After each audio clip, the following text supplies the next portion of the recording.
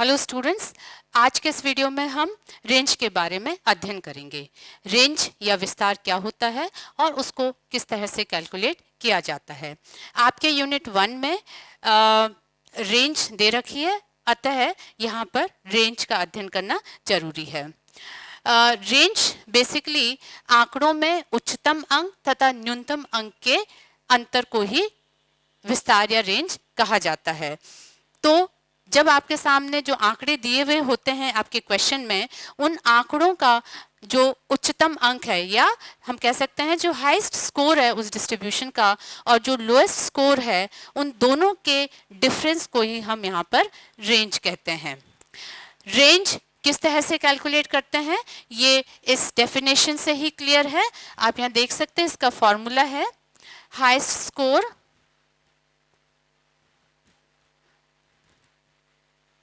Minus lowest score. तो यहां पर हम एक उदाहरण ले सकते हैं। फॉर एग्जाम्पल, हम मान लीजिए हमारे पास एक क्वेश्चन दे रखा है जिसमें कहा जाता है कि आपको कुछ प्राप्तांक दिए हुए हैं और इन प्राप्तांकों का आपको विस्तार या रेंज पता करना है। तो यहाँ फॉर एग्जाम्पल आप ले लीजिए कि आपके पास 10 आंकड़े दिए गए हैं। आपको 10 आंकड़े इस प्रकार से है।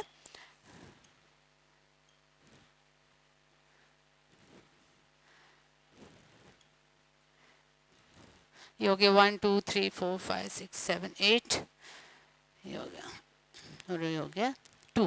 तो मान लीजिए कि ये आंकड़े हमें दिए हुए हैं और इन आंकड़ों का हमें रेंज कैलकुलेट करना है। तो आप यहाँ देख सकते हैं कि इस डिस्ट्रीब्यूशन के अंदर सबसे बड़ा स्कोर कौन सा है, वो है हमारा 10 और सबसे लोएस्ट स्कोर क्या है आप देख सकते हैं इसमें, वो है 1। तो 10 - 1 जो है करने से हमें क्या मिलेगा, हमारा रेंज ऑफ दिस स्कोर जो है 10 - 1 9। तो this is the range of this particular distribution. दूसरे एग्जाम्पल हम ले सकते हैं। यदि हमें आंकड़े क्लास इंटरवल के फॉर्म में दे रखे हैं तो हम किस तरह से रेंज कैलकुलेट करेंगे वो आप देखिए। यदि आपको क्लास इंटरवल दे रखी है, फॉर एग्जाम्पल यहाँ पर 10 से 20, 20 से 30, 30 से 40, 40 से 50, 50 से 60, ये हमारी क्लास इंटरवल है और इसकी कॉरस्पॉन्डिंग फ्रीक्वेंसी मान लीजिए 4 2 3 और 1 दे रखा है। तो हम यहाँ पर रेंज किस तरह से कैलकुलेट करेंगे, यहाँ पर रेंज कैलकुलेट करने के लिए हम क्लास इंटरवल को देखेंगे। इस क्लास इंटरवल में सबसे हाई स्कोर क्या है आप देख सकते हैं। हमारी जो हाईएस्ट क्लास इंटरवल बनी है वो है 50 से 60। तो सबसे बड़ा अंक जो है इस डिस्ट्रीब्यूशन का वो है 60 और सबसे छोटा अंक जो होगा वो 10 होगा। तो यहाँ पर जो रेंज है वो होगी 60 - 10 को जब हम फर्दर कैलकुलेट करेंगे तो दैट विल गिव अस 50। तो 50 हमारी इस क्लास इंटरवल या इस डिस्ट्रीब्यूशन की रेंज होगी।